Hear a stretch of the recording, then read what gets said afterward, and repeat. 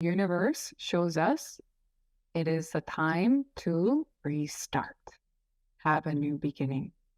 When the sun comes up, and actually, here we know we can let go of all the past. Oh, the fundamentals of why we are doing this meditation is so we can come out from our veil, actually, kind of living inside of blinders, coming out from that veil of the human mind so we can actually live in the world, live in reality.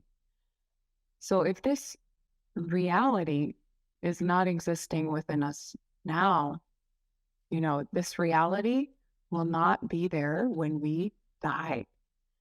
So, you know, something I think is really important in this meditation is that we consider what happens when I die, actually, and even how short this life itself is. It comes and then one day it will go, right? And actually, this time that we are alive is so precious. It's so precious, and what we do with it. So, the reason we're born into the world is so we can live.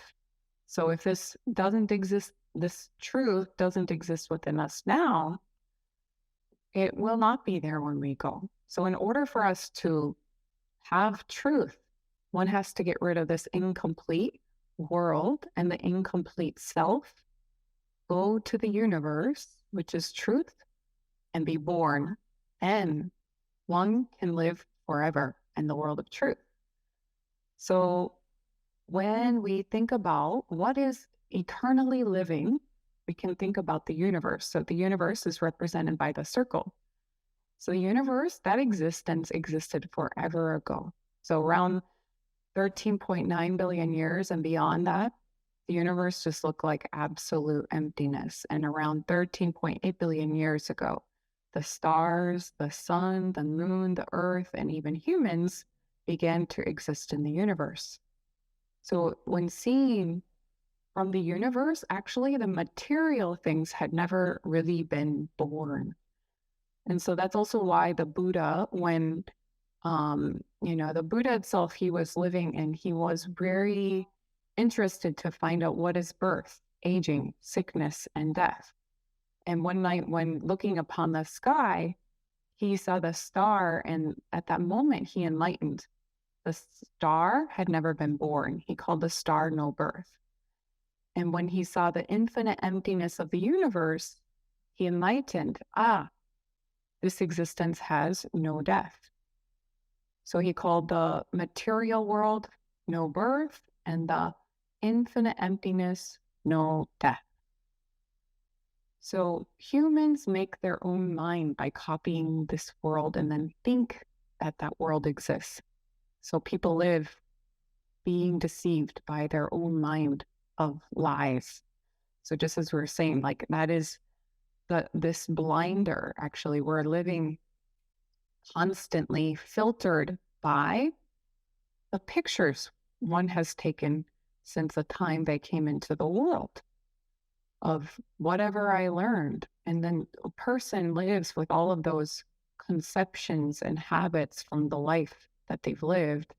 And that becomes like the filter, the blinders of how we see and live in the world.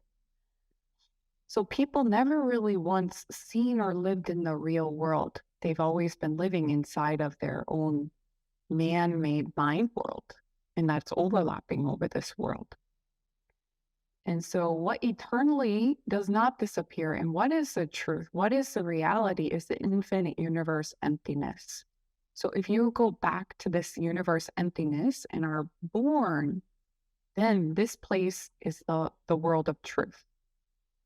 So all the material things, if we think about it, were birthed by all other materials or just came forth. And eventually one day, the material world will someday break down, and then eventually it will become either soil or dust. And then eventually it will go back to the emptiness. So when seen from the universe, whether those material things existed or not, it's doesn't really have a thought that they were existing or not. It didn't even really exist according to the universe. So that's why, Sissing talked about all the material things are living like a kind of robot, which has no life. If we think about a robot, we can definitely think, oh, the robot doesn't have life, right?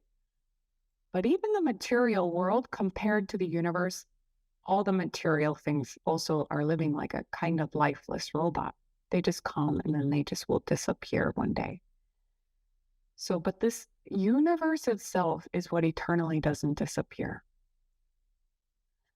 So, if you get rid of the world and the person, which is like a lifeless robot, we know this is the karma, habits, and body. If you eliminate that, go back to the universe, which is the truth, the source of everything, and are born again, then this world here is the land of truth. Then you can live in the world of truth. Your mind becomes one with reality. That is the everlasting world. At that point, you will no longer have any questions or doubts, and you can live and see the world just as it is. Yeah, that is when you will always be happy, living in the world that is truth. But inside the human mind, there's all sorts of questions and doubts and fear and pain and suffering because people only know their pictures, only know the picture. So, you know, don't live inside this human mind and die and disappear, which is just like illusion. Go back to the universe, which is truth, and be born, then live there forever. Or throw away, all of the pictures you have in your mind are actually covering up, overlapping the current world. So you cannot actually see the world.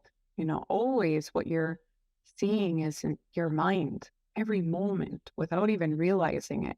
We're constantly seeing the world through this like filter of the past, and we cannot see our loved ones, even the people who you love. You have a lot of pictures of those people, right? So you're always seeing those people through your filter of your pictures, even if you don't want to, right? Every moment you're constantly seeing them through the past. But if you give them a clean slate in your mind, actually, you can begin to see the good in others much, much better. You can actually begin to see people truly as they are. So everything, what we're seeing is always our mind. And then we cannot see the world. That is really, really so important, and really why we need to get to completion, finish this study to the end so you can actually live in the world, see the world as it is. And then you can be free of living inside of my own world, my own concepts that I made. And then if I just live with all of those concepts, it's always stress, actually. Always those are stress inside the mind. So do you want to stay living inside of there? Do you want to come out? Do you want to live in the real world? Now, we are very lucky, actually there is the way, for us to do it. So we're really learning how to do that. We can actually come out from there completely and live each day with the truth. And then, that is always joyful. That is always peaceful, actually. We can live each day like that. So let's go there together. Let's live in that true world.